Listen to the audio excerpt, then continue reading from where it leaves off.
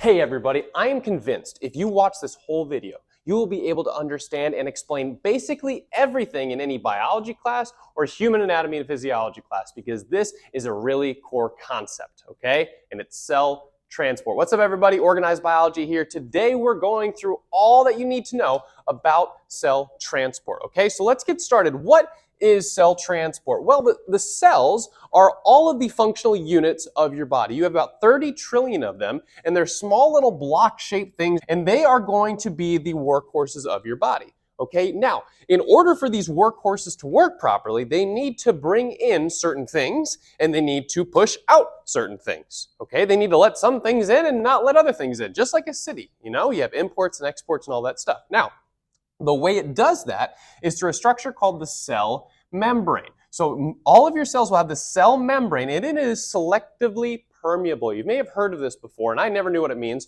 but selectively permeable means it will decide what can come in and out of it, and that's going to be key here today.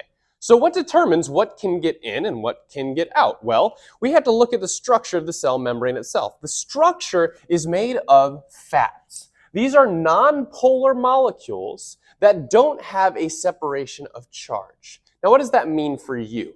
Well, that means that other nonpolar things like fats, lipids, cholesterol, steroid hormones, can get through easily, as well as small nonpolar molecules, most commonly carbon dioxide, CO2, and oxygen, O2. Keep in mind, these nonpolar things, any nonpolar thing can pass in and out of the membrane easily without any sort of intervention, okay? But most other things that get into your body or are already in your body are what's called polar. These are charged or slightly charged molecules, and they don't like the cell membrane. So these things can't get in or out easily, okay? And we'll talk about how they do eventually. But for now, know that anything that is charged, an ion like sodium, calcium, and potassium cannot pass through easily. Same thing with water. Interestingly enough, water is a polar molecule. It can't pass through easily, nor can things like carbohydrates, like sugars, glucose, as well as proteins like amino acids. Now, these are kind of important, right? You've probably heard electrolytes are important. Get your electrolytes in, drink your water, eat carbs, eat proteins, those types of things. So how do we get them in our cells if they can't get in? We'll get there. So now, as we move on, I want to divide cell transport into two main categories, passive and active, and that'll explain where things move and when, I promise. And then I'm going to give an example that will be really helpful for you to see this in action when you eat food, put it through your gut tube, and how the intestinal cell is actually going to absorb it, bring it in, and dump it into the bloodstream so all of your body can be nourished. So let's get started. Number one, passive transport. Think of the word passive. If you have a passive person in your life, they're likely just going to roll over and just chill and let things happen the way they naturally will, right? And that's key here. Passive transport requires zero energy. This happens naturally. So things in this manner will move high to low. Now think about this. Do things naturally move from high to low? If you don't believe me, or if you don't have an answer, think of a marker, right? If I were to drop this marker, where will it go? High to low. Things in nature, guys, like to flow from high to low. Keep that in mind. So anytime we have a lot of something and a little of something separated by a cell membrane, they will want to travel from high to low. You may have heard this be coined down their concentration gradient. That just means they're in high concentration in one spot, low concentration in another, and it's going to want to flow down, okay? So let's take the first example of passive transport. This is going to be called simple because it only requires the membrane, diffusion because it's going to deal with things passing from high to low with no energy required. That's what diffusion is. So I've got, in this case, a cell membrane dividing two regions, one that contains a lot of oxygen and one that contains a little oxygen per volume. Predict what is going to happen in this case. Well, first off, we need to realize that oxygen is a nonpolar molecule. That means it can pass through the membrane easily. So what's going to happen here is it's going to flow from its high concentration to its low concentration, no energy required, through the cell membrane until it reaches what's called equilibrium, where there's an equal amount of both on either side. All right? So that is simple diffusion. Probably the most simple, pun intended, right? But now I'm going to move on to this next example. In this example, I've got my cell membrane with two divisions, one with a lot of K+, which is potassium ions, and one with low dissolved potassium ions. Once again, I want you to predict what's going to happen. And you'll easily say, well, potassium is going to flow from high to low, right? But potassium has a charge, right? So potassium cannot pass through this membrane right now because they don't interact. So really, this cell membrane is going to be repelling the potassium. So what do we need? We need what's called a protein channel specifically. This is going to be made by your cells themselves. So the cells build the proteins and they embed them in these membranes. So this will be like a potassium channel. And this potassium channel is basically this embedded protein that allows potassium to flow down its concentration gradient through the protein until it reaches equilibrium. So since this protein is facilitating this process of diffusion, we call this process facilitated diffusion. Once again, it's a type of passive transport, no energy required, flowing down its concentration gradient with the help of a protein because potassium was charged. It's a polar molecule and it needed that protein to get through the membrane. Awesome. Next one. This one's a little more complicated. Up until this point, I have just put one solute, one thing that was dissolved somewhere, right? And it's moving down its concentration gradient. But in this case, I have multiple solutes. I've got some water, some sodium, Na, and some potassium, okay? So I'm only going to focus on water, all right? You see, in all of these cases, things move down their own concentration gradient. So water will only worry about water. Potassium will only worry about potassium. Oxygen will only worry about oxygen, and so forth and so on. So keep this in mind. If we're looking at water, okay, where do you see, in this case, the high amount of water? Well, there's a higher amount of water on the left side and lower on the right side because this one has all these little solutes and salts dissolved in them. And so really, where does water want to go? Water wants to go from high water to low water following its own concentration gradient. So we want water to go that way, naturally, right? But remember, water is a polar molecule. So we need what? A protein. So we're going to put a little protein in here. And this is a special protein. It's very common in most cells. And this protein is called an aquaporin. I love this name because it tells you what it does. Aqua refers to water, por refers to whole, and in refers to protein. So it's literally a water whole protein made by the cells, and it allows water to move from high water to low water into the cell, in this case, if this is inside of the cell, okay? Until it reaches equilibrium once again. This process, you've probably heard of before, is called osmosis, the flow of water down its own concentration gradient, a type of, really, facilitated diffusion. Great. We're going to now move on to active transport, okay? So this is passive, no energy required. In this case, energy is required. And the way we use energy in our bodies is through the use of ATP. If you haven't heard of ATP or don't know much about it, please watch the video that I'll tag right here about what ATP is and how we use it. Really important, and as well as how we make it if you want to watch that playlist. Now, in this case, we are going to move things from low to high concentration most often.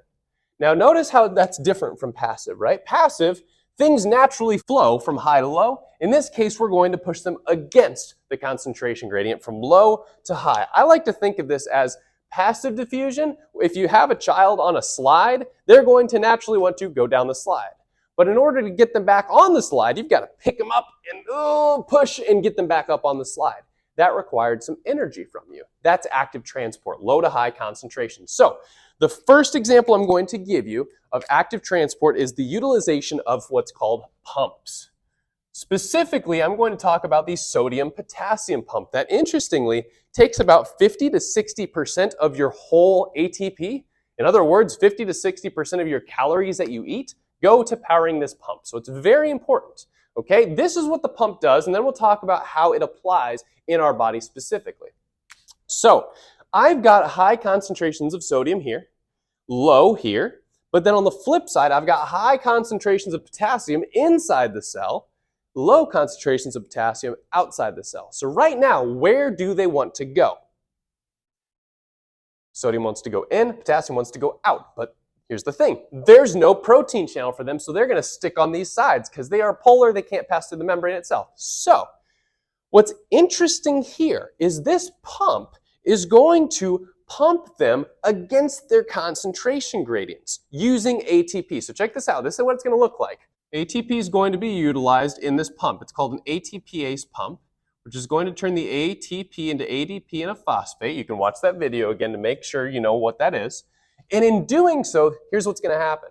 We're going to take 3 sodium ions and pump them out of the cell. So 3 sodium ions go out, and at the same time, we are going to pump 2 potassium into the cell. So we pumped 3 sodium out, 2 potassium in, so these potassium disappear, and these sodium disappear. So now we have an even greater amount of potassium on this side and an even greater amount of sodium on this side. Now here's the thing. I learned this in high school about the sodium-potassium pump. I memorized that 3 sodium go out, 2 potassium go in per ATP, but I was like, why the heck does your body do this? I just told you 60% of your calories go towards this pump. So what's so gosh darn important about it? I will show you. Check this out. Once we have done this, we have this innate power in sodium, okay? Think of all this sodium just so wanting to just rush into the cell because there's a high amount here, a very low amount here. So there's this natural tension where sodium wants to get in, but it can't. It's kind of like if you're watching like your favorite concert and there's a bunch of security and you just want to run and grab your favorite Billy Joe Armstrong. If you're a Green Day fan, you want to hug him and all this stuff. But the security guards are there and you can't get past, but you really want to if you could get the chance, right? So here's the thing. Using that same analogy, let's say you want to get more glucose into the cell. Because glucose is actually a fuel source for your cells. We break it down to make ATP. So we need this guy to get in here. But here's the problem. The gradient tells us we want glucose naturally to flow out, but we want to get it in. So here's what we do. Let's say sodium is me. I want to run onto the concert stage, but I am going to bring my friend Rob, who also loves Green Day, and I am going to grab him. And I have all this energy. I'm like, Rob, you need to come on the stage with me. So here's what's going to happen. The power that sodium has to want to rush in will go through what's called a symport, because sym means the same direction, symport, and it's going to grab glucose along with it and pull it into the cell. So now we have pulled a sodium ion and a glucose molecule into the cell. So therefore, our goal to get glucose in was successful, right? But we used the power of the sodium gradient flowing from high to low. So that's what's called a symport. The second thing we can use is called an antiport, which anti means against, right? So in this case, we're going to allow sodium to flow in. But in this process, we are actually going to move hydrogen ions, which can be dangerous if they're built up in cells, and we're going to pump it out in this case. Once again, utilizing the power that sodium had and wanted to get into the cell with. Do you follow that? But what made this possible? The sodium-potassium pump, pumping all that sodium out so we could use the power of sodium, my really high energy to want to get on that stage, to grab my friends and either pull them out or to push something the other direction in the terms of the antiport. So this would be a sodium glucose symport. This would be a sodium hydrogen ion antiport. Do you follow that? If you have questions on this, please comment below. And if this has been helpful so far to you, please like the video and subscribe it so it can get to more people so they can understand these very important processes. Thank you.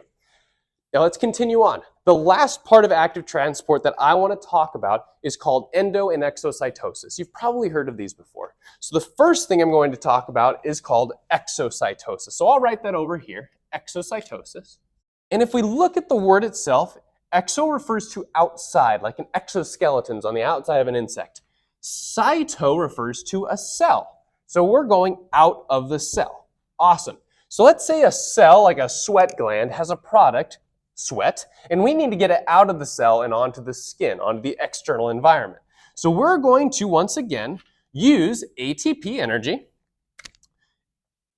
And using that ATP energy, we are going to move that vesicle, which is basically a little transport capsule. We're going to move it out, fuse it with the membrane, and literally spill out that product through the process of exocytosis out of the cell.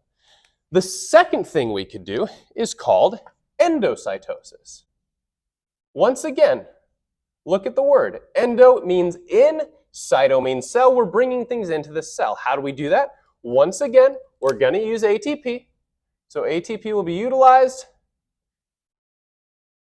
and we are going to bring in certain products. Could be a whole lot of things, okay? So this membrane will basically ruffle outwards and bring in all of these new products into the cell. So this occurs when we want to bring a ton of stuff in or get a ton of stuff out. Whereas the previous examples is kind of getting one or two things in at a time, okay?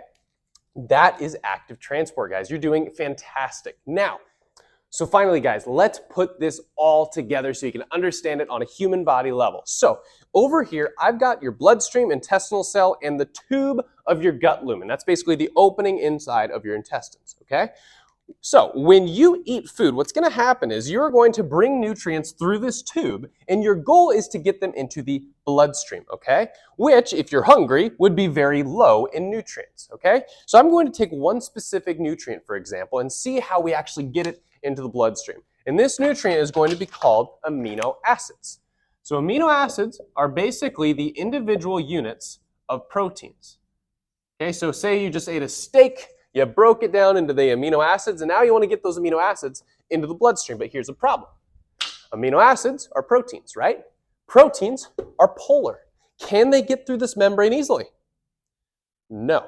So this intestinal cell is really, really sneaky, okay? And it is going to do a couple of things. Number one, it is going to use the sodium-potassium pump that we talked about. That sodium-potassium pump is going to make sure that there's high concentrations of sodium outside the cell, just like we showed here, pumping a bunch of sodium out of the cell, all right? And since we have a high amount of sodium here, we are going to make this, and since we have a lot of sodium here, there's this tension, right? Sodium wants to get into the cell. We're going to utilize that. So in this case, this intestinal cell will have a ton of what's called sodium amino acid symports.